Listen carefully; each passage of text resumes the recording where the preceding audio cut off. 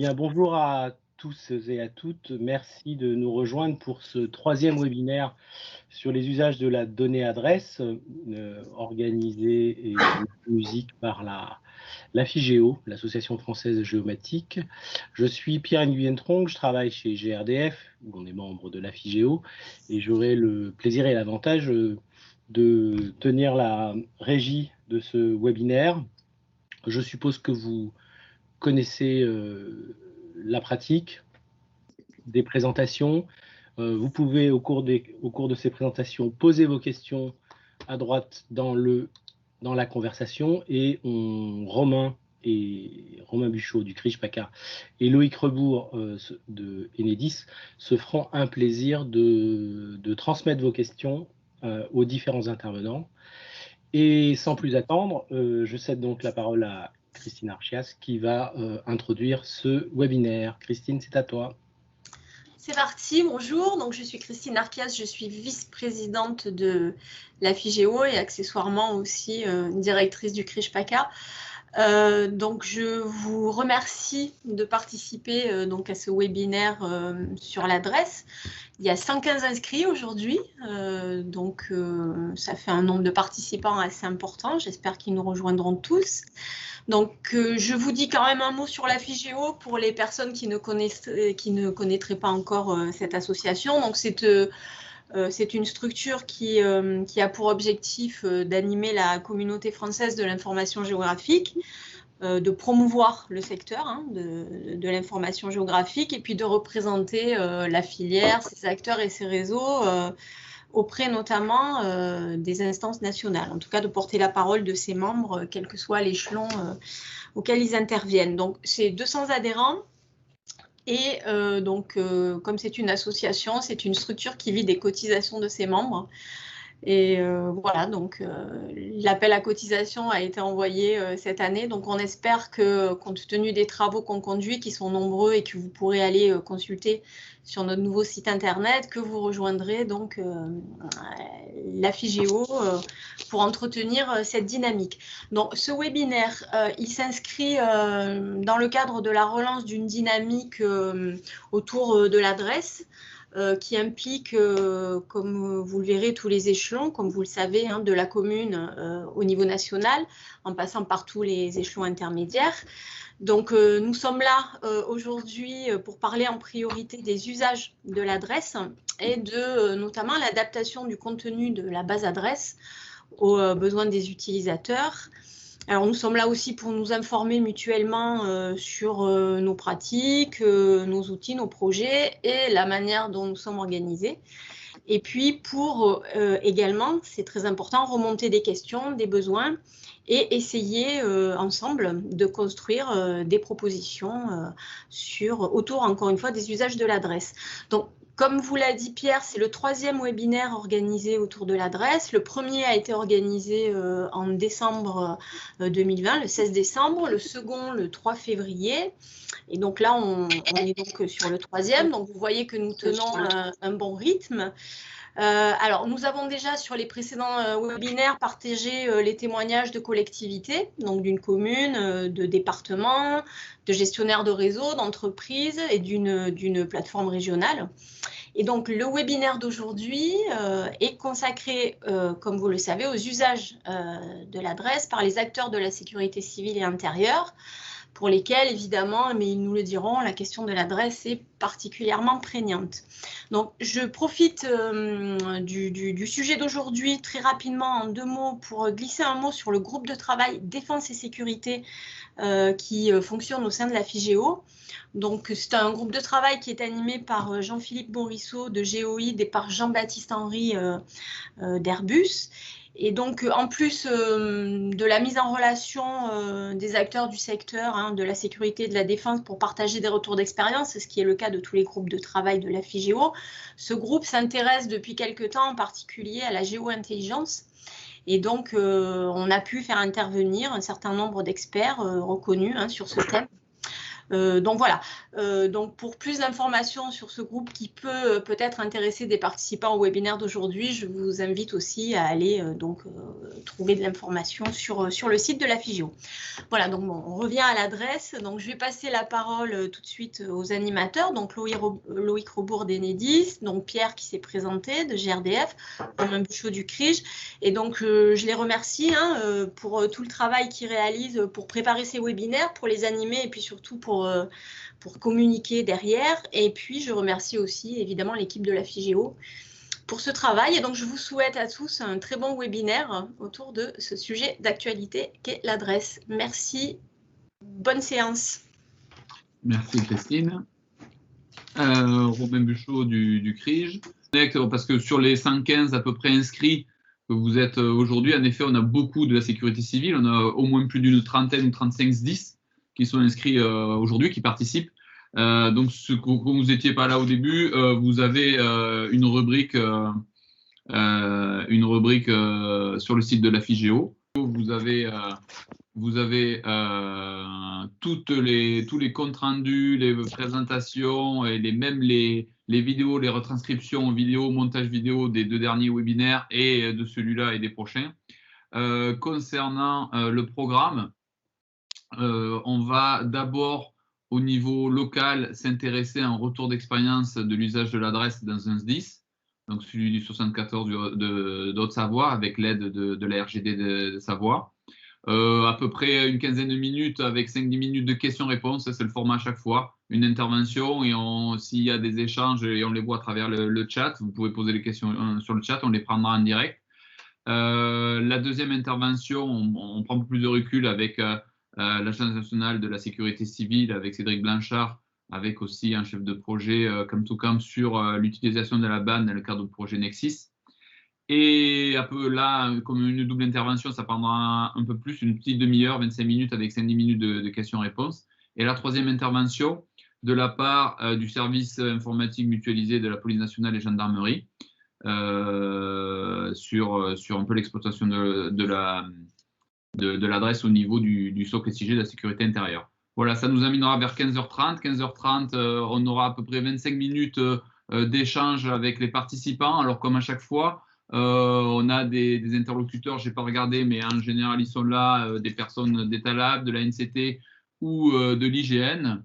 L'IGN, là, je sais que sur la première heure, s'il y a des questions purement, puisqu'on va attaquer sûrement aussi sur des problématiques voirie ou autres, un peu plus qui intéressent les SDIS, il y a Frédéric William de l'adresse qui est connectée. Elle n'est peut-être pas là jusqu'au bout, contrairement à Jérôme Desbeux ou à d'État-Lab ou à Sophie Clairet. Mais voilà, c'est assez interactif. Chacun essaiera de répondre en fonction avec Loïc Rebourg, on va essayer de faire remonter vos questions. Et on finira par 5 minutes de perspective et d'actualité que vous retrouverez les PowerPoint là-dessus et je vous ferai un petit point à la fin. Voilà, sachant que le compte-rendu est assuré collégialement par Jérôme Boutet d'IDO-BFC et Carole Lecomte d'Adrel Normandie en fonction de nos échanges là.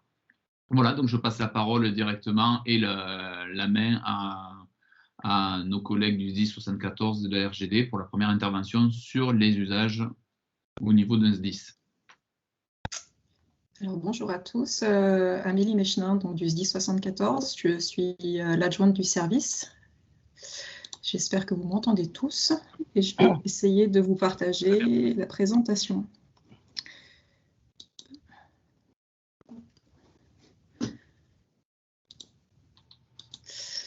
Est-ce que vous voyez la présentation? On attend que ça arrive. Ouais. C'est vrai. C'est bon. Alors, tu es en mode présentateur, là. Tu passes sur l'affichage complet. Hop, diapo, Il faut que tu choisisses le bon écran de partage. ouais. Alors, peut-être que si je faisais ça. Est-ce que ça... Là, ça devrait être mieux. Pas pour moi encore.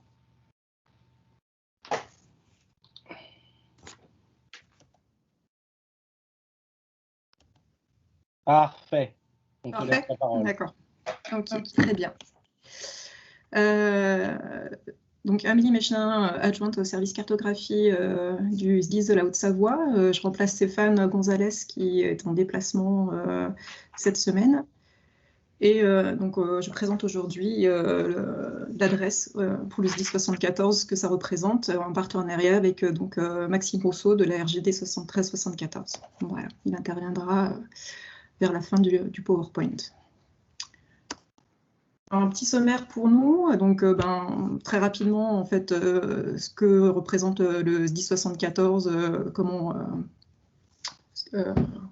en quelques chiffres. Puis s'en suivra en fait le déclenchement d'une intervention dans un SDIS globalement et chez nous, et puis le rôle de l'adresse, la clé de voûte pour une bonne intervention. Donc le SDIS 74, donc le service départemental d'incendie et de secours, en Haute-Savoie, ça représente 99 CIS, donc centres d'intervention et de secours, qui sont répartis sur l'ensemble du département. En 2020, donc l'année dernière, on a eu plus de 50 000 interventions pompiers sur le département, donc avec envoi de moyens sur place. Ça représente un budget annuel de globalement 100 millions d'euros. Et en hommes et femmes, ça représente 650 sapeurs-pompiers professionnels et plus de 3000 sapeurs-pompiers volontaires. Tout ça réparti forcément sur le département. Et également 160 PATS, donc personnel administratif et technique, techniques spécialisées, dont le service cartographie fait partie, évidemment. Donc le département est sectorisé en quatre groupements et on se retrouve avec tous ces centres dispersés sur le territoire. Le déclenchement d'une intervention, le déroulé général, il se situe principalement, alors dans 74, on a un contexte très particulier où on a un plateau d'appel commun qui est composé en fait de personnel forcément donc pompiers, donc le SDIS, mais également en fait qui est assez une exception en tout cas dans la plupart des SDIS de France, aussi du SAMU. Donc on participe avec le SAMU sur un plateau commun à intervenir sur l'entièreté du département. On a aussi également les ambulanciers privés, pardon, donc la TSU 74. On a également le conseil général qui a quelques postes sur le département, qui s'occupe notamment du téléalarme en journée. Et on collabore également avec le SAMU social, donc le 115, qui fait partie aussi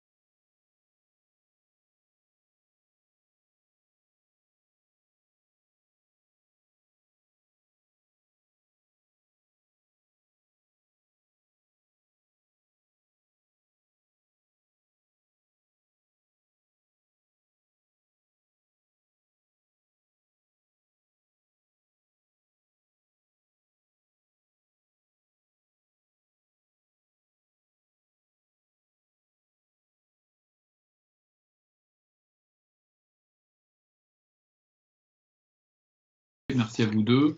Et donc là, pour le projet Nexis, donc on donne la parole à Cédric Blanchard et à Adrien Vanham pour nous montrer, faire un témoignage sur l'utilisation notamment de la banne. Bonjour à tous. Donc Adrien et moi allons vous parler de l'utilisation donc de la donnée localisation. Alors on parle plus de localisation que d'adresse dans Nexis, on reviendra dessus tout à l'heure. Donc je me présente, moi je suis Cédric Blanchard, je suis chef de produit sur la partie SIG au sein de l'Agence du numérique de la sécurité civile qui gère le projet Nexis. Je vais laisser Adrien se présenter et après j'enchaîne. Oui, bonjour à tous, Adrien Vanham, je suis chef de projet SIG au sein de la société Camp2Camp. Nous sommes prestataires pour l'agence. Nous réalisons les développements SIG liés à la solution Nexis. Alors, pour la présentation, on va s'articuler en 3 parties. Donc, première partie, une présentation rapide du projet Nexis, parce que je ne pense pas que ça parle à tout le monde. Ensuite, vraiment, on rentre dans le sujet sur la partie SIG et l'adresse dans Nexis. Et dernière partie, Adrien prendra la main sur tout ce qui est partie échange de données, et notamment les échanges de données avec la banne. Je vous rassure, je vais aller très vite sur la présentation de Nexis, on va aller vite dans le vif du sujet. Alors, Nexis, c'est un projet qui a vocation à remplacer les systèmes de gestion des opérations, les systèmes de gestion d'alerte qui sont dans les SDIS actuellement. C'est un projet qui date donc de 2017. On a une mission de préfiguration avec une création de l'Agence du numérique de la sécurité civile en 2018.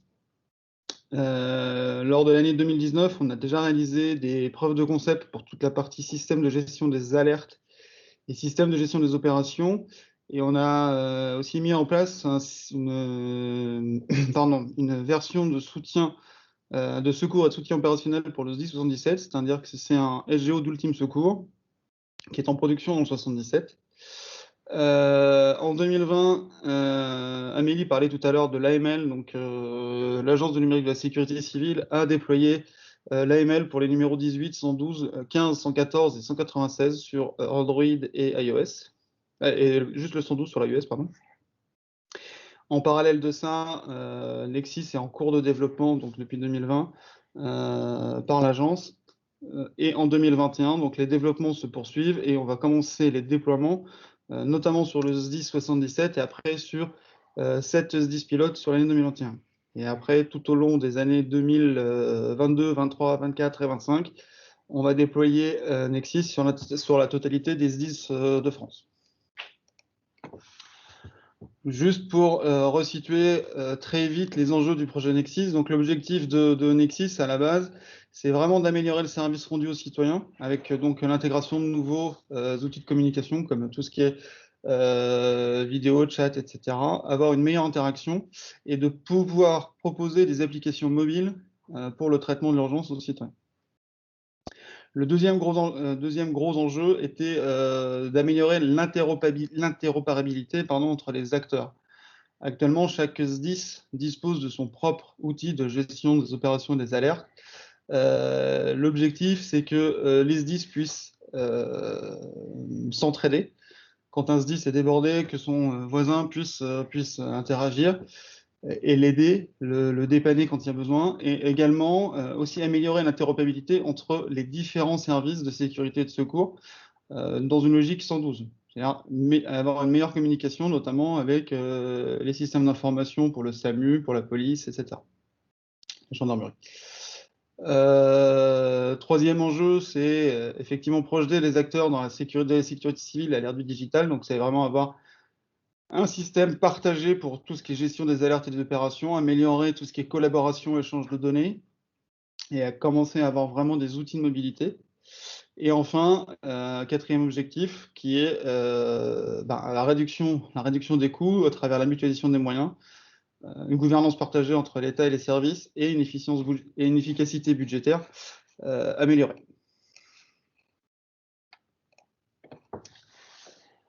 Nexis s'articule en grands modules. Donc depuis tout à l'heure, je parle de SGA, SGO. Donc on a un système de gestion des alertes qui a comme but ultime de traiter tout ce qui est réception et qualification des appels d'urgence. Donc on a le requérant, on localise et on qualifie sa demande de secours.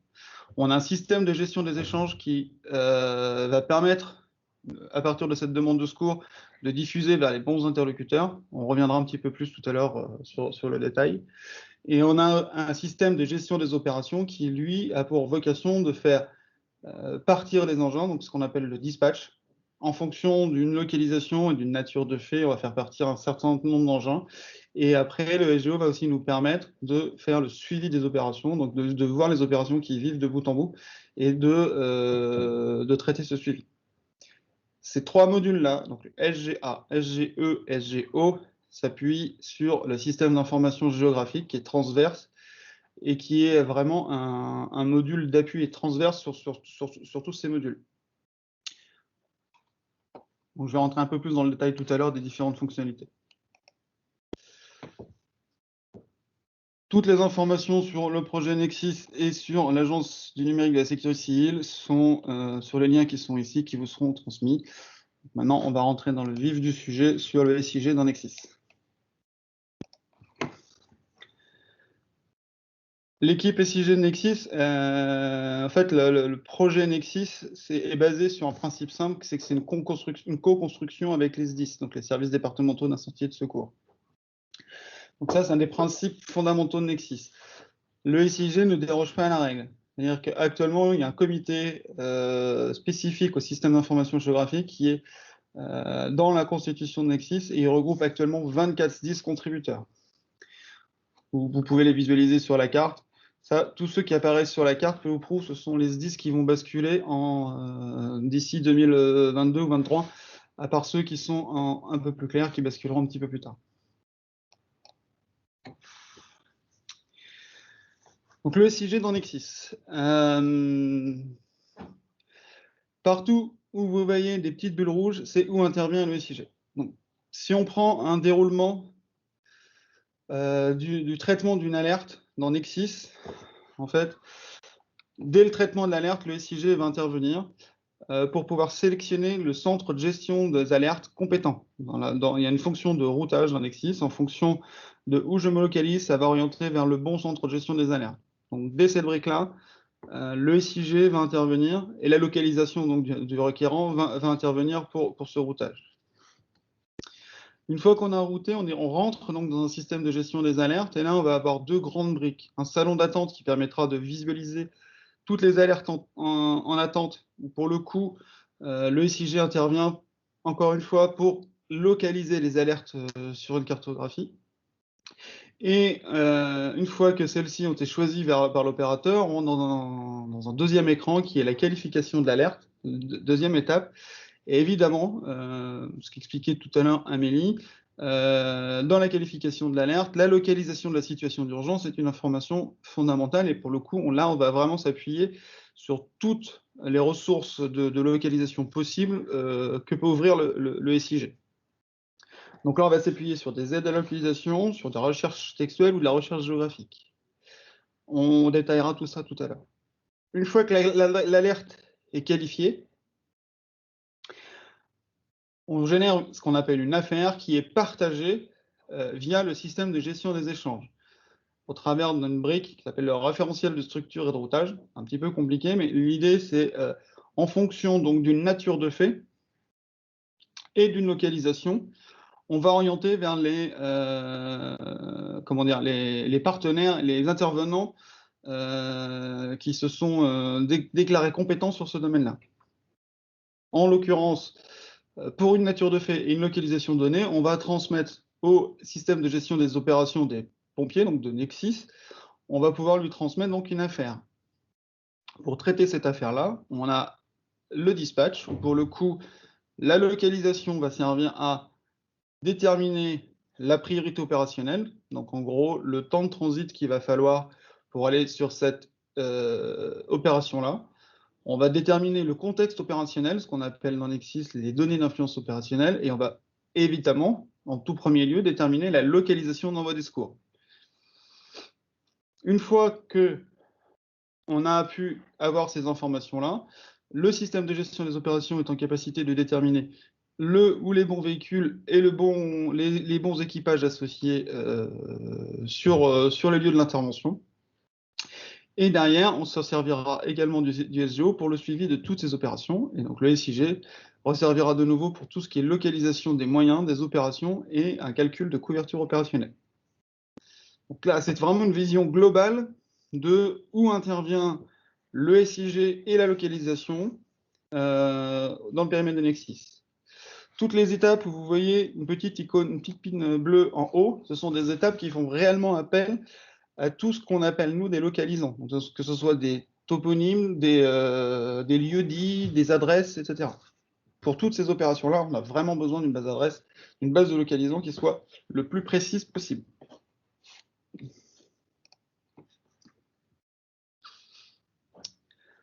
Alors, on va faire un petit focus justement sur l'utilisation de cette donnée adresse pour la localisation dans une situation d'urgence.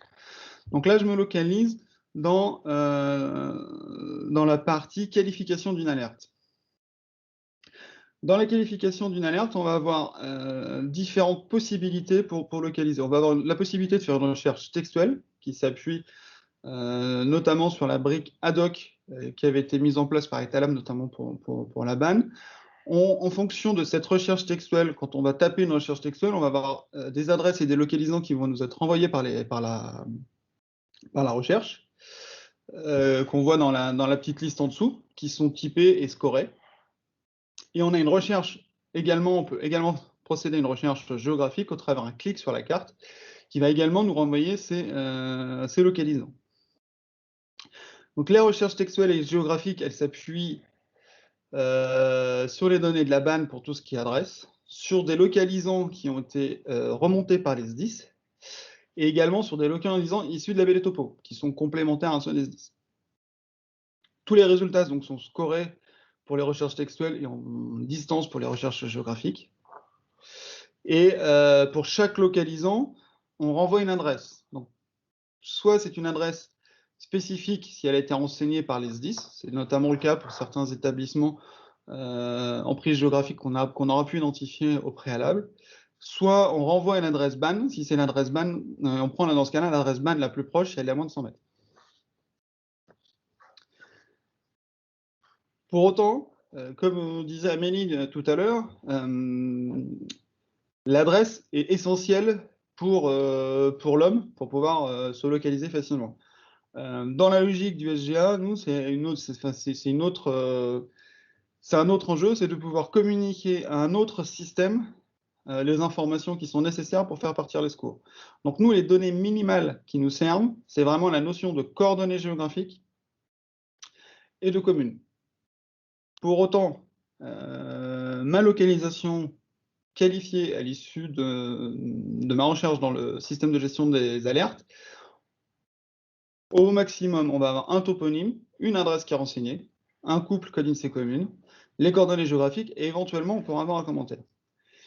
Mais le minimum pour faire partir une affaire, c'est vraiment la notion de coordonnées géographiques et de commune.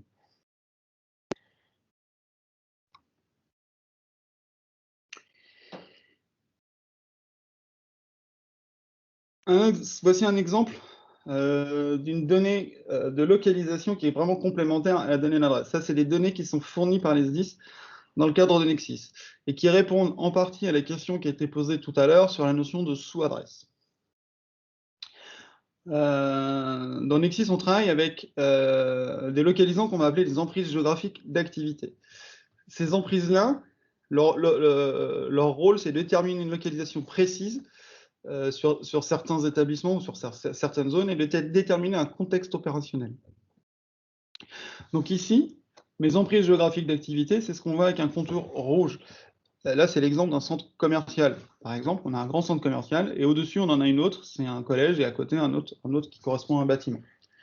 Ces emprises géographiques d'activité, en fait, elles disposent uniquement d'une géométrie surfacique, d'un toponyme pour la recherche textuelle, d'une activité qui peut, histoire de renseigner l'opérateur sur ce qu'il y a dans cette zone d'activité, éventuellement des risques identifiés, et potentiellement également une temporalité, c'est-à-dire que ça peut être une zone qui n'est active qu'en été, qu'en hiver, ou qui est active le mardi des semaines paires.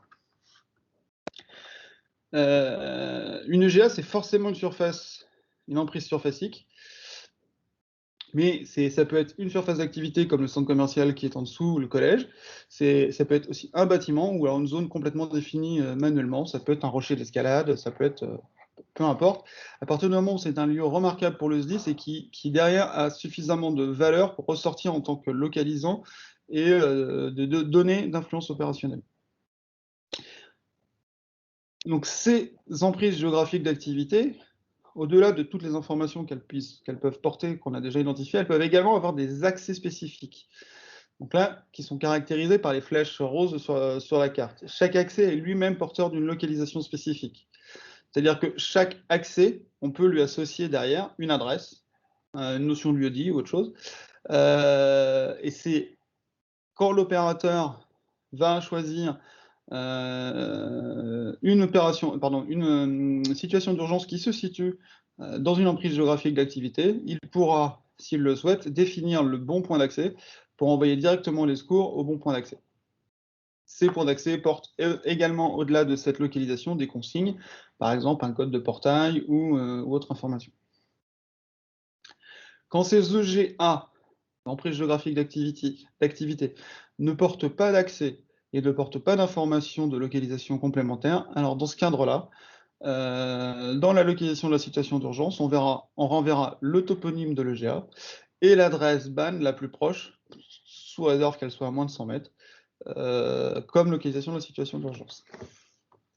On voit bien que dans le cas de la grande EGA qui est ici, le centre commercial, renvoyer une adresse BAN à moins de 100 mètres, c'est pas forcément très pertinent. Par contre, dans le cadre de l'EGA qui est ici, qui est un petit bâtiment, ça peut suffire tout à fait à déterminer l'adresse de l'envoi des secours.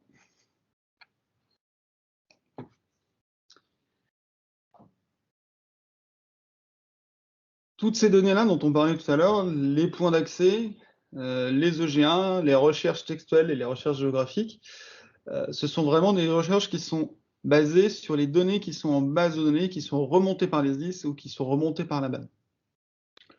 Pour autant, et Amélie a commencé à en parler tout à l'heure aussi, on a ce qu'on appelle des aides à la localisation. Ce sont vraiment des données qui sont liées à l'alerte, qui suivent l'appel, qui sont directement fournies avec l'appel et qui peuvent déjà permettre d'avoir des informations de localisation. Donc ces aides à la localisation, elles sont de plusieurs types. C'est-à-dire qu'on va retrouver la signalisation de l'appel, qui renvoie le code INSEE de la commune d'où est émis l'appel. On a la plateforme de localisation des appels d'urgence, donc la PFLO, dont parlait Amélie tout à l'heure, qui va nous renvoyer une adresse de facturation pour les lignes fixes et mobiles, et qui va également nous renvoyer via un web service une géométrie qui n'est pas toujours très précise, mais on a une géométrie qui est renvoyée aussi pour les lignes mobiles. On a l'Advanced Mobile Location, donc l'AML, qui a été mise en place donc, en 2020 et qui permet sur tous les smartphones Android et iOS d'envoyer un SMS avec les coordonnées du requérant dès l'émission de l'appel, donc à 0 secondes, puis à 20 secondes et après toutes les minutes. Ensuite arrive l'e-call, donc qui a été implémenté sur toutes les voitures. Alors on ne le reçoit pas directement parce que ça passe par les assisteurs. On aura, qui n'est pas encore en production, quand on aura mis en place une application 1812, on pourra récupérer les coordonnées du smartphone via l'application 1812.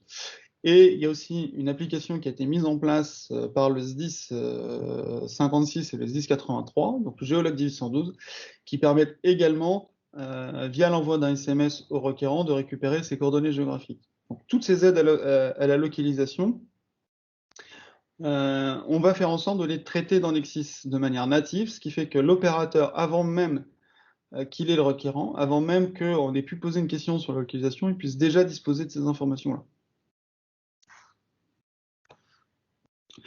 Une fois qu'on a ces informations, donc on peut voir sur la copie d'écran, enfin sur l'impression d'écran à côté, on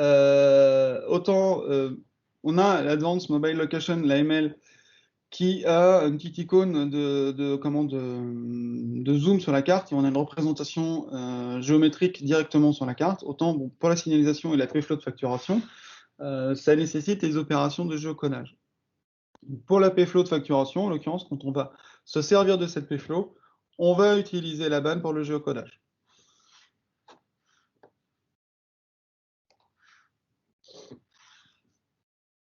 En plus de ces informations de localisation et d'adressage très précises, on va s'appuyer également sur un réseau routier navigable. Donc l'enjeu, il est multiple. On va avoir besoin d'un réseau routier pour travailler sur tout ce qui est engagement des véhicules, sur le suivi des opérations et sur les applications mobiles. L'enjeu pour nous, c'est vraiment de disposer d'un réseau qui soit autonome dans le SIG de Nexsys. Quand je dis autonome, ça veut dire quoi? Ça veut dire qu'on ne peut pas, pour l'envoi des secours, dépendre d'un service externe via une API ou autre. Donc on est vraiment obligé d'internaliser cette donnée-là. Et on a aussi la nécessité de disposer d'une donnée dont on a la maîtrise. Donc pour cela, on travaille avec l'IGN sur la constitution d'une base de données routière nationale, navigable, qui doit nous permettre d'avoir une cohérence entre la BD topo et ce réseau, et la donnée adresse et ce réseau. Elle doit également nous permettre de garantir une maîtrise de la donnée et une prise en compte des mises à jour des SDIS. Donc là, la convention est en cours de rédaction. Donc là, on est vraiment en cours avec l'IGN sur ce travail-là, mais un des points, pour le coup, qui est essentiel pour nous, c'est qu'effectivement, ce réseau routier et la donnée adresse soient vraiment en cohérence. C'est essentiel. Comme le disait Amélie, la localisation de la situation d'urgence, c'est ce qui détermine où est-ce qu'on envoie les engins de secours. Donc, si on n'a pas une cohérence entre la base de routière nationale, la base de données routière navigable et l'adresse, on aura des vrais soucis sur l'engagement des véhicules. Je vais maintenant laisser la parole à Adrien. Ouais. Merci Cédric. Donc nous, on voulait faire une petite présentation, voilà, de l'implémentation qui est faite à ce jour sur Nexsys. Donc, comme l'a dit Cédric, notre objectif, c'est de proposer une base de données la plus exhaustive possible d'objets qu'on appelle localisants et qui vont permettre effectivement de définir au mieux la localisation de la situation d'urgence et la localisation d'envoi des secours. Donc, Cédric l'a très bien dit, on exploite pour ça à ce jour principalement deux bases de données. La BAN d'une part pour l'exhaustivité sur la partie adressage, mais aussi des données qui nous proviennent des SDIS et qui sont d'une certaine façon complémentaires. Ça va être toutes les activités, les commerces, les établissements recevant du public, des lieux dits, des points d'intérêt, des choses qui ne seraient pas forcément dans la BAN ou qui seraient mieux représentées. Je pense par exemple aux voies où on a un filaire côté SDIS qu'on n'a pas forcément dans la BAN. Et pour nous, c'est relativement intéressant d'avoir ce niveau-là. Alors côté SDIS, donc on essaye d'intégrer les données du SDIS le plus souvent possible, hein. Pour l'instant, notre objectif, c'est d'essayer de faire en sorte que quand une donnée est présente dans la base SIG du SDIS, on soit en capacité de l'avoir tout de suite dans la base SIG de Nexsys, hein, un peu en temps réel. C'est l'objectif qu'on se fixe pour pas créer de différence entre les outils SDIS et les outils offerts par Nexsys. Et d'un point de vue du point de vue de la BAN, même si les releases aujourd'hui sont plutôt hebdomadaires, aujourd'hui on se force à aller les récupérer tous les jours, pour être un petit peu plus ambitieux et se dire que demain, si on fait que de l'hebdomadaire, on saura le gérer puisqu'aujourd'hui on fait déjà du quotidien. Ces différentes informations, donc elles sont intégrées dans la base de données SIG de Nexsys.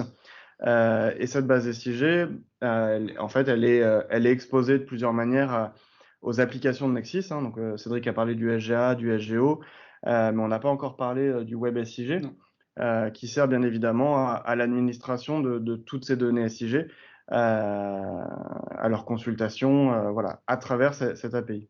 Alors, comme l'a dit Cédric tout à l'heure, on s'appuie notamment sur la brique ad hoc, qui nous permet d'accéder à un certain nombre de fonctionnalités, notamment autour de la recherche textuelle, hein. On ne l'a pas précisé, mais on peut faire de l'historisation de noms, on peut faire de la synonymie, on peut faire de l'approchant, de la phonétique. Donc pour nous, c'est une brique qui est très intéressante et qui nous permet d'exploiter au mieux les adresses.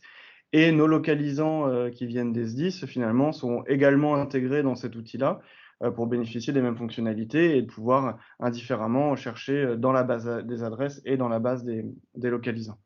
Donc notre objectif, voilà, c'est d'avoir une base SIG qui va agréger un petit peu et à la fois la base adresse nationale et les données qui nous viennent des SDIS. Je peux passer sur la slide suivante. Alors, notre objectif, bien évidemment, il ne s'arrête pas là, hein, parce que au cours des manipulations par les utilisateurs de Nexis, en fait, on va souvent se rendre compte de manques dans les données qu'on exploite, qu'elles viennent de la BAN ou qu'elles viennent du SDIS ou qu'elles viennent d'un autre partenaire, par exemple les données BD Topo de l'IGN. On pourrait se rendre compte qu'il y a un manque. Une rue qui est connue sous un autre toponyme localement. Un numéro de voie qui manque. Voilà, une voie qui manque ou des numéros qui ne sont pas encore adressés parce que sur le terrain, voilà, c'est très frais sur le terrain. Donc nous, notre objectif, il est double. Premièrement, c'est que quand on se rend compte de ce genre d'erreurs ou de manque dans les données, il faut qu'on puisse le sauvegarder, le garder en mémoire pour pouvoir le remettre à disposition tout de suite des opérateurs qui utilisent le SGA et le SGO. Si une adresse est manquante et qu'on la rajoute, si la personne rappelle dans 5 minutes, il faut qu'elle soit présente dans la base, il faut qu'on puisse l'exploiter tout de suite. Donc nous, on a cette volonté de la garder de notre côté Nexis, mais bien évidemment, l'intérêt commun nous pousse à justement pousser ces données-là aux différents acteurs qui seraient concernés. Donc sur ce schéma, on a essayé de montrer un petit peu la boucle vertueuse qui serait très intéressante pour nous à exploiter, qui serait de pouvoir remonter ce que nous on appelle des signalements, qui sont faits de manière presque transparente. Les opérateurs ne se rendent pas forcément compte qu'ils sont en train de signaler un manque ou une erreur dans les données. Et nous, notre objectif, c'est, par exemple ici pour la BAN, de pouvoir les faire remonter via une API, afin que cette donnée identifiée comme manquante ou en erreur puisse être validée, intégrée dans la base adresse locale, consolidée dans la base adresse nationale, reversée à Nexis, comme je le disais tout à l'heure, de manière quotidienne ou hebdomadaire, pour avoir un cercle vertueux, d'avoir voilà, une donnée le plus à jour possible, avec l'objectif sain d'améliorer l'efficacité et la précision de, encore une fois, la localisation de la situation d'urgence, la localisation d'envoi des secours. Bien évidemment, cette boucle vertueuse, en fait, elle existe aussi côté SDIS parce qu'on récupère de la donnée qui nous viennent des SDIS, on récupère de la donnée qui viennent des partenaires comme la BAN ou la BD Topo de l'IGN. Et notre objectif, c'est aussi de la remettre à disposition des SDIS pour leurs outils propres et leur processus, enfin leur manière de fonctionner. Donc aujourd'hui, voilà, notre objectif vis-à-vis de la BAN, c'est vraiment de mettre en place ce cercle vertueux dans un souci d'efficacité, d'éviter les doubles saisies et de participer à cet effort d'exhaustivité et de complétude des bases adresses. Ouais. C'est bon pour nous. Donc, si vous avez des questions, on reste à votre disposition. Alors, pas Loïc Rebourg qui va reparler. Je vais remettre ma caméra. Je n'ai pas vu de questions à identifier en complémentaire. C'était très clair, merci, très intéressant. Peut-être pour poursuivre juste sur votre dernier slide, je retrouve pas mal de préoccupations d'Enedis dans lesquelles nous, on essaierait de se projeter, mais on n'est pas aussi avancé que vous.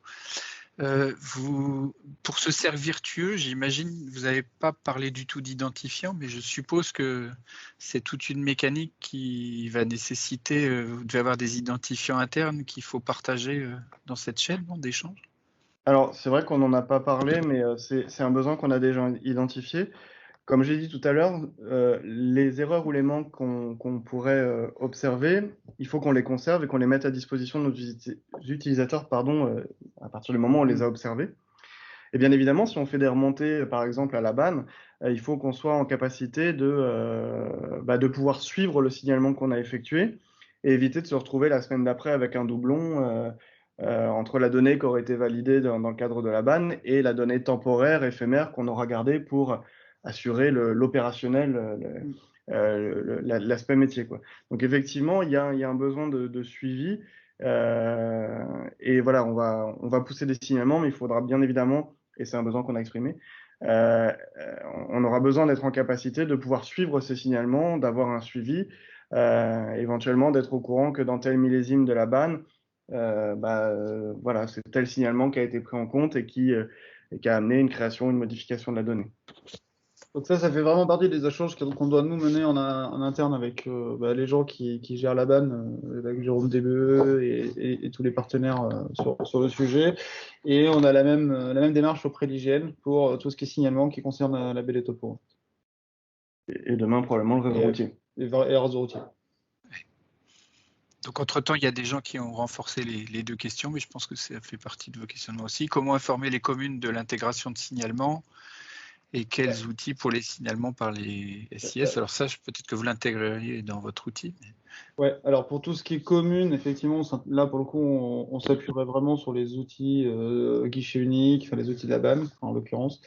Pour les SDIS, en l'occurrence, là, ce serait vraiment le développement interne Nexis qui permettrait d'avoir cette gestion des signalements, un peu à l'instar de ce que fait l'espace collaboratif de l'IGN, hein, c'est-à-dire que pour éviter toute double saisie, les SDIS nous poussent les signalements ou leur mise à jour, et c'est nous après qui dispatchons vers les partenaires pour transmettre ces signalements, quoi.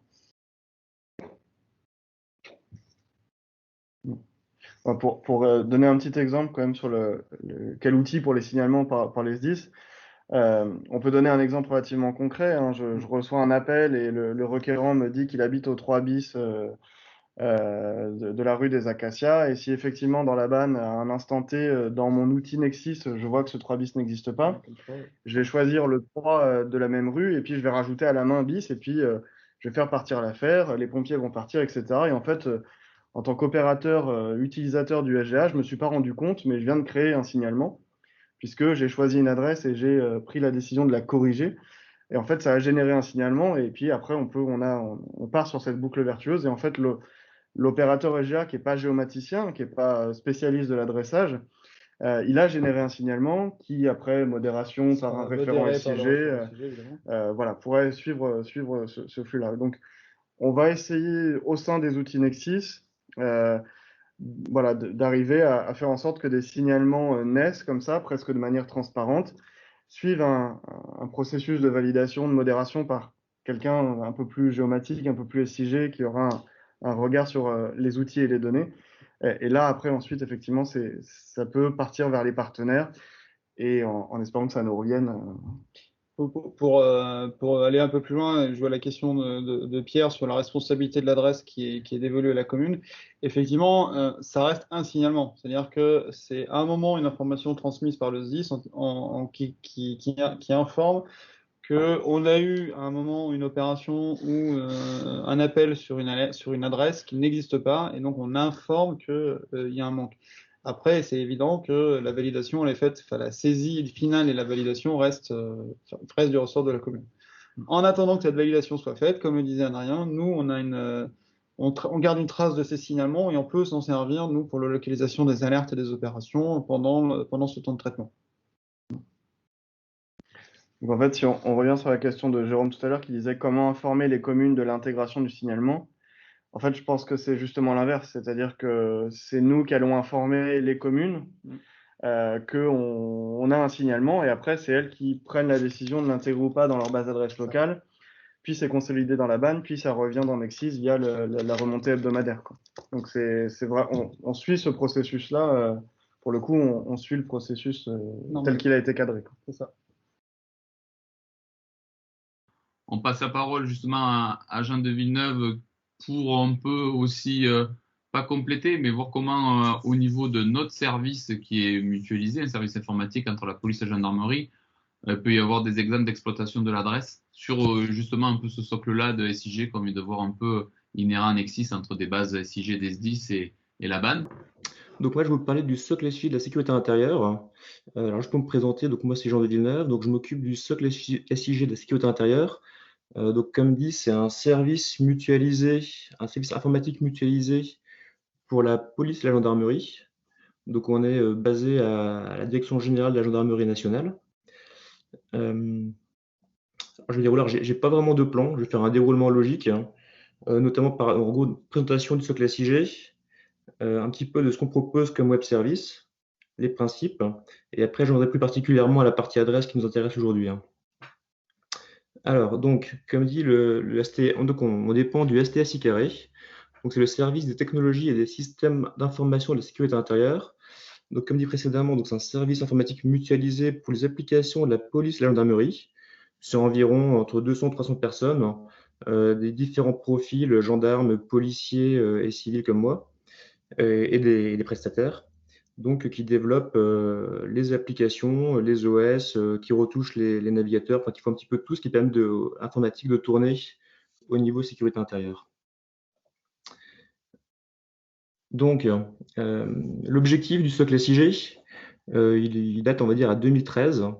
À l'origine, il était plus dédié à une application, un petit peu sur le même principe que Nexis, si on peut dire, avec une bien moindre échelle. C'est-à-dire qu'il était dévolu à une application de prise d'appel Ulysse. Et au fur et à mesure, le concept de socle SIG a été beaucoup plus revu pour élargir son spectre de diffusion. Et notamment en 2015, du coup, il était bien plus urbanisé. Et actuellement, et au fur et à mesure, son principe, c'est de devenir une brique générique, plus un module d'urbanisation du système d'information qui doit apporter donc des éléments d'information géographique à toutes les applications de sécurité intérieure qu'il nécessite.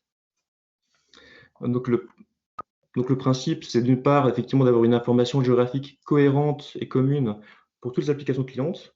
Donc, c'est-à-dire que plus tard, un peu plus tard, je vous recenserai quelques-unes des applications clientes. Donc, l'objectif, c'est de faire en sorte qu'un utilisateur de la sécurité intérieure, police ou gendarme, quand il passe entre différentes applications, il a partout affaire finalement à la même information géographique qui est propagée dans toutes les applications clientes de la même manière. Alors oui, effectivement, un petit peu de spécificité du socle SIG actuel, enfin du socle SIG, c'est que on couvre l'ensemble du territoire français, donc Polynésie française, Nouvelle-Calédonie, et DOMCOM, et ainsi de suite, tout ce qu'on peut trouver. Et ça, c'est relativement, ça fait partie des problématiques de gestion des données qu'on rencontre. Alors, les principes du socle SIG, il y en a plusieurs. Donc effectivement, comme dit, c'est une brique d'urbanisation du système d'information. Donc un des principes, c'est de limiter les adhérences à d'éventuelles applications propriétaires. Donc on utilise principalement tout ce qui est standard OGC pour mettre à disposition nos web services. Ensuite, un petit peu forcément, étant donné la nature des missions de la sécurité intérieure, on se doit d'avoir une robustesse et une disponibilité. Donc le socle SIG, il est hébergé sur 2 data centers de la gendarmerie. Donc il y en a un à Rosny, un à Nogent. Et donc on a on va dire une bonne force de frappe, c'est-à-dire que si l'un des deux sites tombe, l'autre est en mesure d'absorber l'ensemble de la charge complète du socle SIG. Et effectivement, comme indiqué, là on dispose d'une certaine scalabilité. L'architecture, elle est faite de manière à ce que si jamais il y a des besoins opérationnels qui montent en flèche, à ce qu'on puisse rapidement avoir de la scalabilité et augmenter des machines virtuelles et répondre à un pic de charge. Et effectivement, donc c'est ce que j'ai pas dit. Un des objectifs affirmant du socle SIG, c'est de faire en sorte qu'on développe un seul socle SIG pour toutes les applications. Et ça permet effectivement de rationaliser, de mutualiser les ressources humaines et techniques. C'est-à-dire que forcément, par rapport, on ne va pas développer un socle SIG spécifiquement pour une application métier particulière. On va plutôt produire un socle SIG qui est généraliste, générique, et qui essaie de répondre à des besoins globaux de chaque application. Par contre, on ne va pas forcément rentrer dans le métier de chacune. Alors donc, les principales fonctionnalités qu'on offre, en fait, ce sont des web services. Donc, je ne sais pas si c'est très clair pour tout le monde, mais en fait, le socle SIG en lui-même, ce n'est pas une application cliente. En fait, c'est une offre de web service Donc, on propose des fonds de plan, principalement en WMTS. Et donc, on a pas mal de fonds de plan. Donc, le fonds de plan NEO, donc, qui s'appelle le nouvel espace opérationnel, qui est généré en interne. On a des fonds de plan de l'IGN, donc OSM, le CHOM, et ainsi de suite. Alors, pour un peu de technique, on les propose via des maps proxy qui nous permettent, dans un souci de disponibilité pareil, de cacher les fonds de plan et de les avoir, si besoin, intégralement sur nos serveurs, de sorte à ce que si des ruptures de flux par rapport à nos partenaires, qu'on puisse continuer à délivrer le service. Ensuite, on propose aussi des couches de données en WMS, WFS. Donc là, on va avoir entre 250 et 300 couches de données qui viennent de nos partenaires. Effectivement, Enedis, SNCF, GRDF, et ainsi de suite. Ensuite, on propose aussi des services de calcul itinéraire, isochrone, isolistance, et qui fait aussi éventuellement, si besoin, de l'optimisation de tournée. Donc ça, pareil, ça peut permettre à une application qui en a besoin de rechercher rapidement quels sont les points les plus proches d'un lieu d'intervention éventuellement. On propose un service d'altitude. Donc typiquement, on lui envoie un XY qui va retourner le Z du lieu en question. Et j'en arrive un petit peu plus donc à la question qui nous intéresse aujourd'hui, le géocodage et géocodage inverse. Donc ça, c'est le géocodeur ad hoc. Et donc ça, c'est effectivement, c'est recherche de lieux. Ensuite, on a un web service de géoréférencement. Donc ça, le nom, il n'est pas très bien choisi. Mais en fait, c'est un service de sectorisation. C'est-à-dire qu'on va lui envoyer une coordonnée et il va retourner les éléments, la géométrie, les attributs de tous les polygones qu'il est éventuellement intersectés. Donc ça peut être des communes, ça peut être des zones de compétences, police ou gendarmerie. Ça peut être éventuellement des zones, éventuellement des zones dans lesquelles il y aurait des consignes opérationnelles. Par exemple, je déclenche une intervention à un endroit, je renvoie le XY à ce web service et il va me dire attention, zone critique, prévoir des unités supplémentaires. Alors, donc le socle SIG, à ce jour, il a plus de 80 applications clientes. Donc ça en fait un bon petit paquet. Et en fait, elles sont très, très variées et assez hétérogènes dans leurs besoins. Donc un petit peu sur le principe que Nexis, on va avoir des logiciels de prise d'appel du 17. Donc il y en a un gendarmerie et un police. On va avoir notamment tout ce qui est logiciel de rédaction de procédure, donc tout ce qui est dépôt de plainte, les mains courantes, ainsi de suite. On va avoir des applications de statistiques et d'analyse. Donc là, pareil, ça peut être différentes sortes. Ça peut être des analyses de statistiques qui vont utiliser chez nous des fonds de plan, des couches de données pour éventuellement faire des statistiques à la commune, pour récupérer des fonds de plan, ou éventuellement qui vont utiliser le géocodeur pour regéocoder des lieux et retrouver des coordonnées pour faire leurs analyses. De la même manière, effectivement, on a des applications de cartographie tactique, notamment dans les modules, dans les modules cartographiques des logiciels de prise d'appel, on va avoir des modules tactiques qui permettent de faire du dessin, qui vont interroger chez nous les fonds de plan, des couches, des référentiels. Et pareil, on va avoir les unités spéciales du style GIGN, RAID, BRI, qui vont de la même manière taper chez nous des fonds de plan ou des web services pour les mettre dans leurs applications tactiques. Un gros morceau, c'est la partie smartphone Neo. Donc là, en l'occurrence, Neo, c'est pas le fond de plan que j'ai mentionné tout à l'heure précédemment, mais c'est le nouvel équipement opérationnel. Donc tous les smartphones qui équipent depuis quelques années les forces de l'ordre, police et gendarmerie. Donc là, je crois qu'on va être environ à 200 000 terminaux sur le terrain qui consomment chez nous du fond de plan, du géocodage et des couches.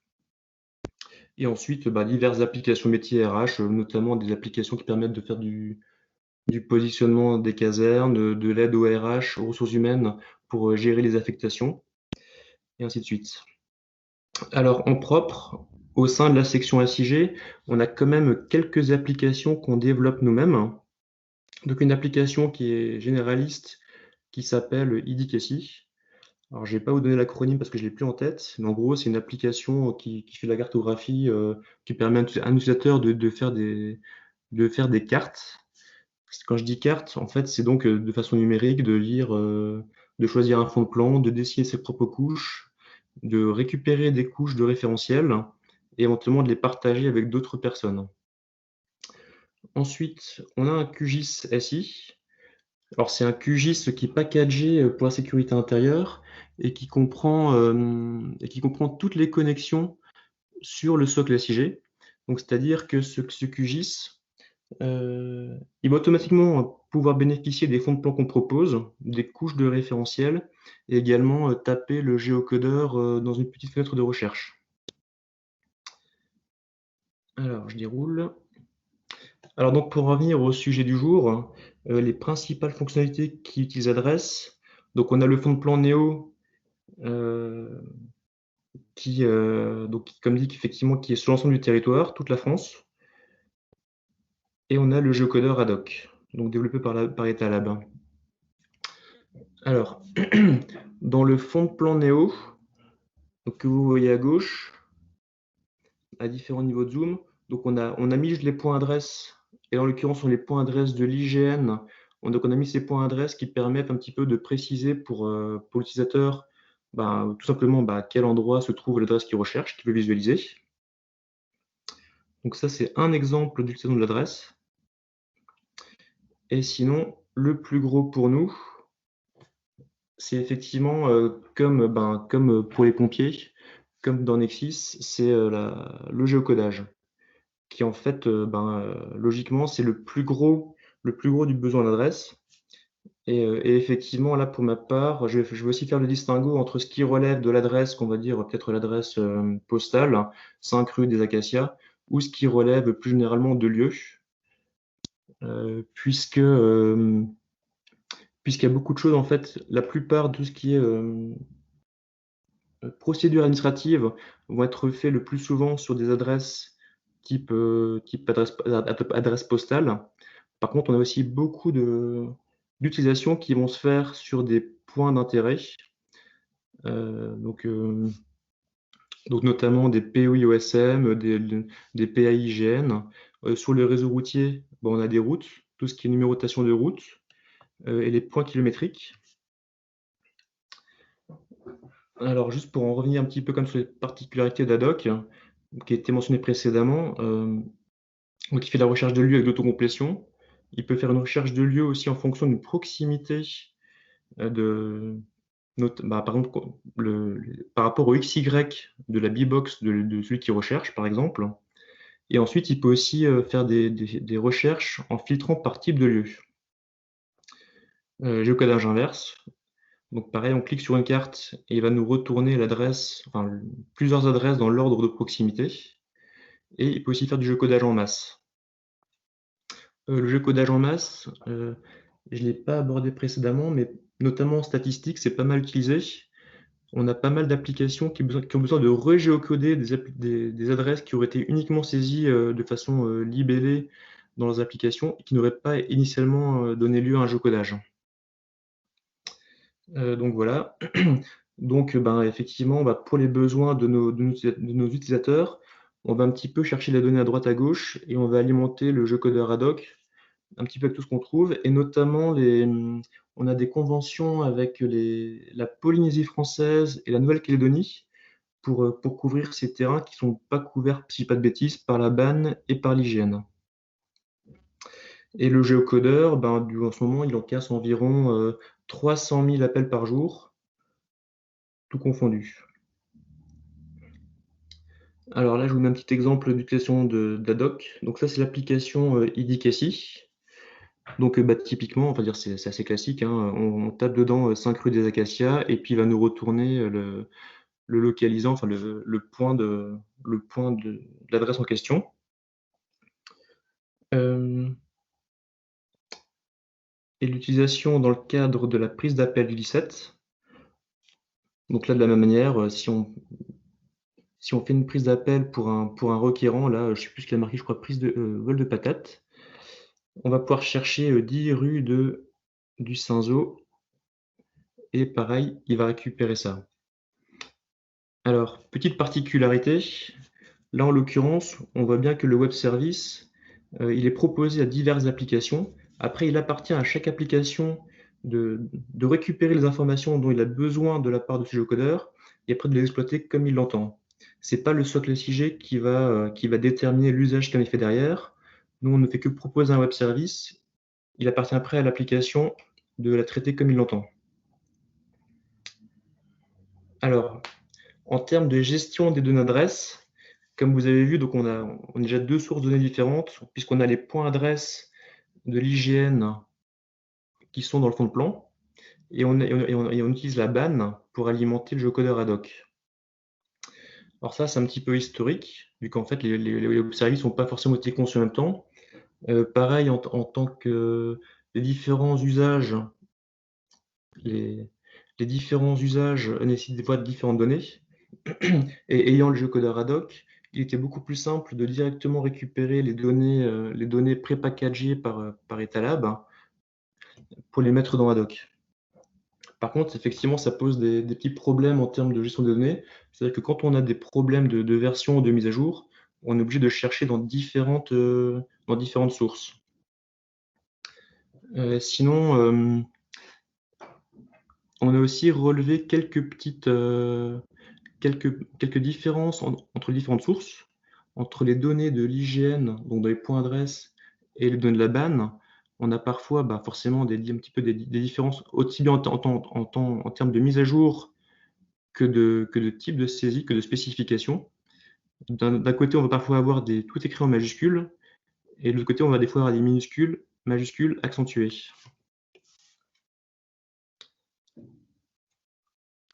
Et donc,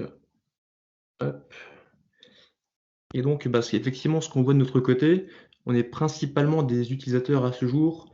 On n'a pas encore prévu de contribuer éventuellement. Ce qu'on a remarqué, c'est qu'il y a peut-être des choses à améliorer sur la partie qualité des données. On a notamment vu que dans certaines remontées des bases adresses locales, il y avait des fois des petits problèmes de saisie de justesse, également parfois des problèmes d'intégration dans le format des données. Notamment, on avait peut-être de l'UTF-8 qui avait été mal intégré. Et donc, en termes d'amélioration, ce qu'on pourrait espérer, c'est avoir plus de cohérence entre les points d'adresse de l'IGN et la BAN, aussi bien en termes d'exhaustivité, et pourquoi pas des ID communs qui permettraient effectivement de gérer des mises à jour ou des deltas, des différentiels entre les deux bases, voire éventuellement de faire de l'interopérabilité avec d'autres systèmes informatiques tels que Nexis ou autres, ou à nos applications métiers de communiquer entre elles sur ces ID. Alors sinon, effectivement, ces derniers mois, on a eu, je crois, quelques modifications dans la gestion de ces bases adresses. Alors, je n'ai pas forcément le calendrier en tête, mais il me semble que cette donnée était précédemment gérée plus par la partie Etalab, et je crois qu'elle était totalement réinternalisée du côté de l'IGN.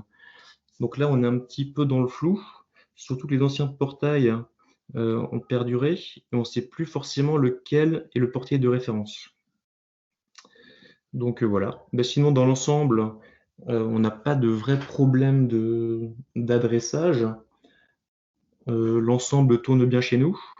Par contre, effectivement, notamment dans la mesure où cette donnée devient une donnée souveraine, il serait intéressant d'avoir peut-être un pilotage un petit peu plus clair. Voilà. Bon, pour ma part, j'en ai terminé. Donc, si vous avez des questions, n'hésitez pas. Si. Merci. Alors, j'ai pas vu de questions, mais je me suis permis d'en mettre une parce que vous parliez de géocoder des données d'adresse anciennes. Et donc, je me demandais si l'absence d'historique n'était pas problématique justement pour ces usages-là. En tout cas, nous, c'est comme ça qu'on a quelques soucis côté Enedis. Alors, je voulais voir si vous aviez des astuces ou comment vous appréhendiez le sujet. Alors, nous, on est relativement bourrin sur le sujet. En fait, on va plus s'attacher à produire une donnée, à diffuser un web service qui est à jour au moment T. Par contre, effectivement, là où on va avoir le problème, c'est notamment pour les fusions de communes. Pareil, et pour nous, il est intéressant notamment de pouvoir géocoder une adresse à l'année N, N-1, voire N-2. En plus, ces derniers temps, on a vu des fusions de communes, mais aussi après des rescissions des communes, je crois 2-3 ans après. Et ça, aussi bien sur le fond de plan que pour la gestion des communes, que pour les points d'adresse, c'est ingérable. Donc ça, pour le coup, on ne va pas le gérer à notre niveau. Ça, c'est clair qu'idéalement, ça fait partie des problématiques qu'on a purement théoriennes, qui ont en partie été pris en compte. Il serait intéressant que, voilà, que les géocodeurs intègrent nativement les années N-1, N-2. Aussi, pareil, pour qu'un requérant, bah, typiquement, là, étant même un ancien INS10, je connais un peu le sujet, c'est pareil, on sait très bien que des fois, dans certains villages qui ont fusionné, on va avoir des gens qui vont appeler pour dire, voilà, ils vont donner un nom de commune qui n'existe plus. Ok. Oui, on a encore des travaux là-dessus. Je pense qu'on voit plusieurs témoignages là-dessus dans les webinaires. Merci. Là, sûrement, vu comme ça finit un peu votre intervention, Jean, vous pouvez remettre votre webcam si vous voulez et les autres intervenants aussi, animateurs, parce que ce soit les pistes d'amélioration ou les retours d'expérience, c'est le deuxième avec Nexis sur un peu l'usage de référentiel adresse. On parle de BAN ou de base de données IGN, hein, qui est derrière, les fonds de plan, topo, point adresse. On voit bien derrière ce qui est sous-jacent et qui est un peu... et Jérôme Desbœufs un peu amorcé quelques retours là sur le Slack, etc. Le besoin d'éclaircissement sur le pilotage, sur les différents portails, sur un peu le flou. Je pense qu'on est d'accord. On en est nous déjà au 3e webinaire, au lancement de l'été dernier, de vouloir un peu éclaircir tout ça, réunir les acteurs. La FIGEO nous semblait aussi un peu propice parce qu'il y a tous les acteurs, publics, privés, recherche. Et là, on a l'air d'un peu tous aller dans le même sens, sans occulter au contraire au premier plan les communes, mais avec de grands interlocuteurs ou de grands acteurs sur l'adresse, les partenaires. Mais là-dessus, on est en train de sûrement, et je vais laisser la parole ou à l'IGN ou à Etalab, voire à l'NCT, essayer de coordonner un peu tout ça. Et c'est vrai qu'en attendant, on a un peu tous ces outils, ces portails, ces bases de données qui s'entrechoquent. Mais l'essentiel, je pense que tout le monde veut aller dans le même sens. Mais on hérite d'un historique de quelques années, 10 ans, de quelques expériences qui ont été compliquées à gérer. Et là, l'essentiel, c'est d'arriver un peu à coordonner un peu tout le monde, que ce soit sur les outils, que ce soit sur la base adresse à gérer, que ce soit après sur l'animation. Donc, c'était une très bonne, ces différentes questions qui étaient en filigrane. Et elles sont en général un peu sous-jacentes à tous nos travaux et nos webinaires. Et ça le montre même, là, puisqu'aujourd'hui, c'était surtout sécurité civile intérieure, ce n'est pas que des questions, lambda ou de territoire ou de communes qui sont un peu perdues. Ça existe aussi dans les gros ministères qui sont censés être organisés, comme vous l'avez montré, à travers le STSI carré ou Nexis, où derrière, on fait avec un peu les données exogènes, l'organisation et de faire au mieux. Donc, voilà. Je pense que là, de toute façon, tous les acteurs qui sont là partagent à peu près la même chose et le même écosystème un peu compliqué, mais je pense que tout le monde va aller dans le même sens. Donc, si Jérôme ou, je sais pas, peut-être Pierre, si tu avais quelque chose d'autre à dire avant de passer aux grands acteurs ou aux grands témoins, s'il y a des compléments à faire, mais il n'y avait pas d'autres questions qui sont apparues au moins qui ont été explicitées dans le chat. Non, Jérôme a bien précisé qu'on pouvait s'informer via le Slack. Il y a un lien pour ceux qui sont intéressés. Et puis qu'il y a bien, c'est vrai que ça, il me semble que on a gagné en visibilité. Il y a un portail pour la base adresse nationale. Bon, après, c'est plus sur l'outillage de collectivité qui a plusieurs produits, quoi. Mais...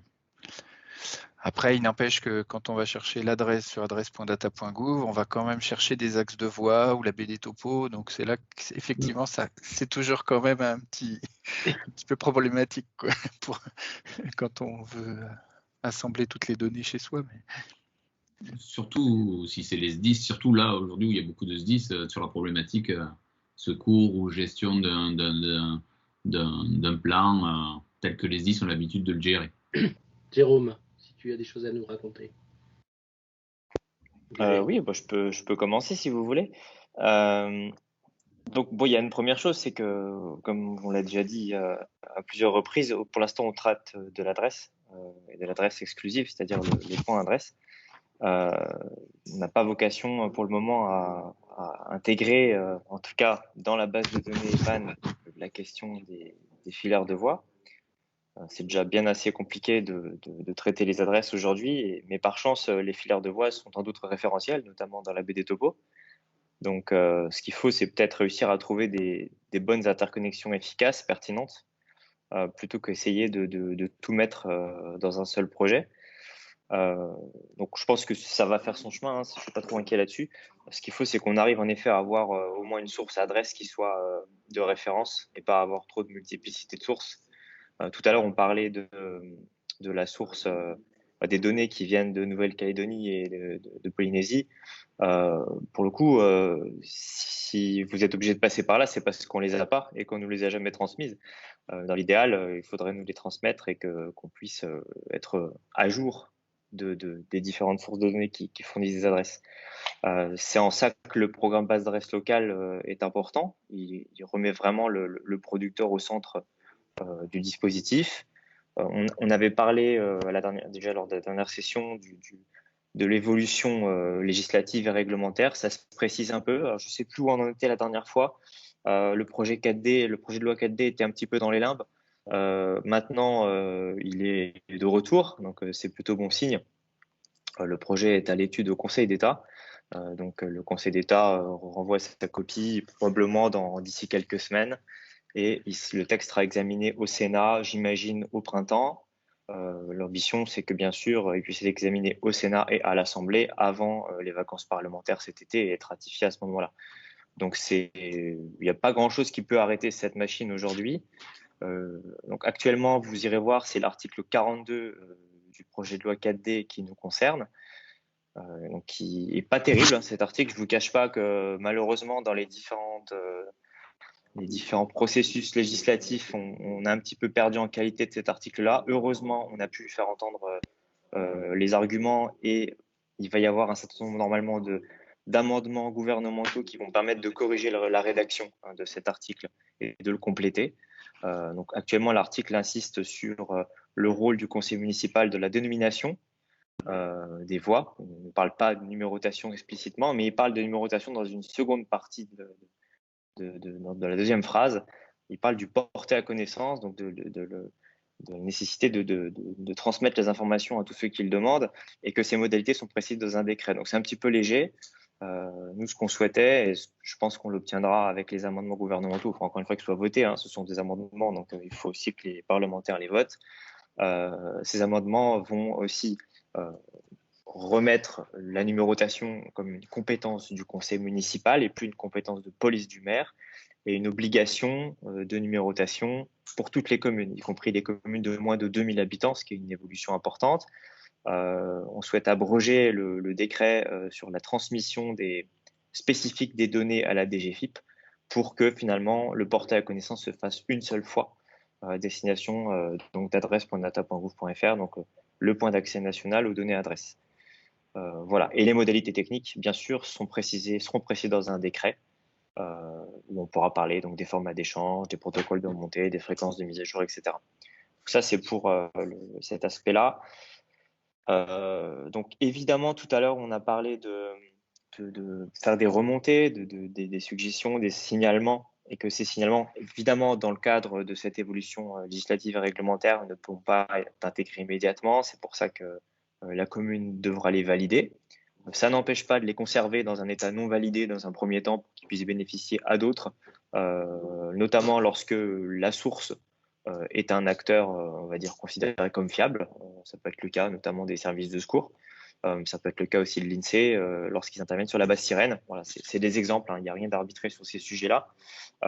Mais bien sûr, c'est bien la commune derrière qui intégrera ou pas ces signalements dans sa base d'adresse locale.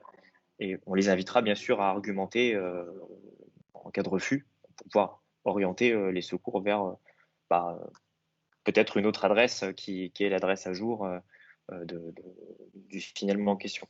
Mais ça, c'est à établir. Donc, on a discuté avec l'équipe Nexis sur l'opportunité de définir un protocole à minima pour le signalement et une structuration de la donnée qui permettent une action plus efficace pour les communes, qu'elles n'aient pas un gros travail de recopie ou de ressaisie dans la majorité des cas.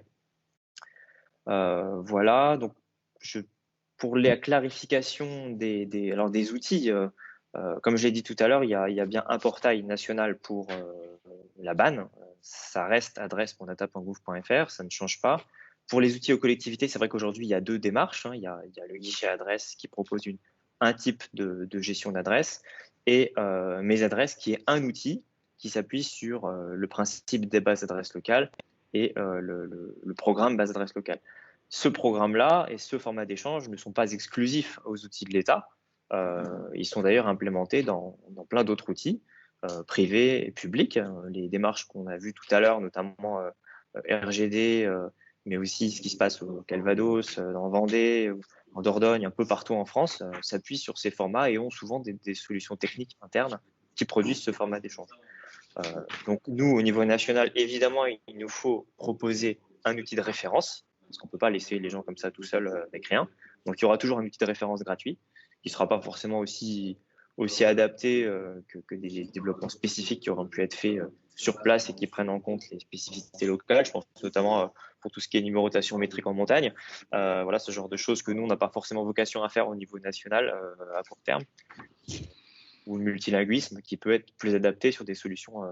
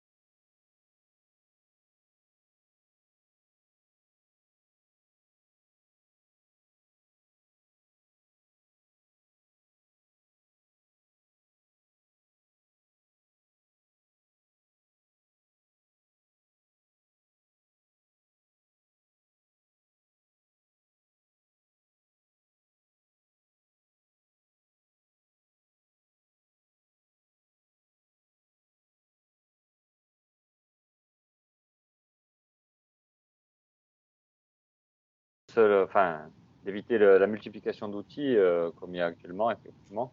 Donc l'IGN travaille dessus avec Etalab et on espère prochainement que tout sera résolu afin de simplifier les démarches. Parfait.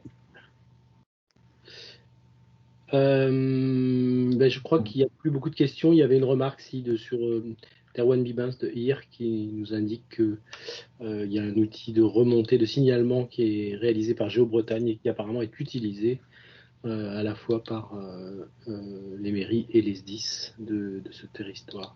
Tout à fait, il y a cet outil-là et je crois que c'est un fork ou une adaptation d'un outil qui est aussi en Alsace. C'est des outils qui vont nous inspirer. Ou pourquoi pas servir de socle. Enfin, dans tout cas, évidemment, on les met pas de côté. Vous avez les ressources de l'atelier OpenIG. Par contre, le 15, je ne sais plus, elle doit prendre des notes, mais il doit y avoir, Carole Lecomte, pour la DREL Normandie et pour la Criche Normandie, il y a le lancement de la saison 2 du MOOC Adresse du 15 mars, je crois, au 9 avril, en partenariat avec Géopal et avec CNFPT, qui font voilà, mais ça, vous avez déjà eu la première saison. Si elle veut compléter, on a quelques minutes, pourquoi pas, et juste faire un petit focus sur, comme on l'avait fait la dernière fois, où il y avait eu en Occitanie un atelier. Là, le 18 mars, il y a un atelier aussi Pigma, donc pour la Nouvelle-Aquitaine, sur l'adresse, et qui est ouvert à tout le monde. Effectivement, le MOOC adresse, donc la saison 2, ça démarre le 15 mars, avec un premier module commun la première semaine, et ensuite on a créé des parcours différenciés en fait selon pour les élus, pour les directeurs, directrices de service, pour les géomaticiens et pour les référents de l'adresse. Et donc on essaye de présenter un peu le champ des possibles en France pour travailler sur l'adresse. Donc n'hésitez pas à faire la promotion du MOOC et vous y inscrire. Alors pour les dates, comment on a prolongé la fin du MOOC donc, qui était prévue au 9 avril et finalement il va se prolonger jusqu'au 23 avril. Donc il ouvre le 15 mars et il se clôture le 23 avril. Voilà. Merci encore à tous d'avoir vous êtes connectés et d'avoir participé à ce 3e webinaire. Et on vous donne rendez-vous à mi-avril pour le 4e et en espérant le 5e mi-mai.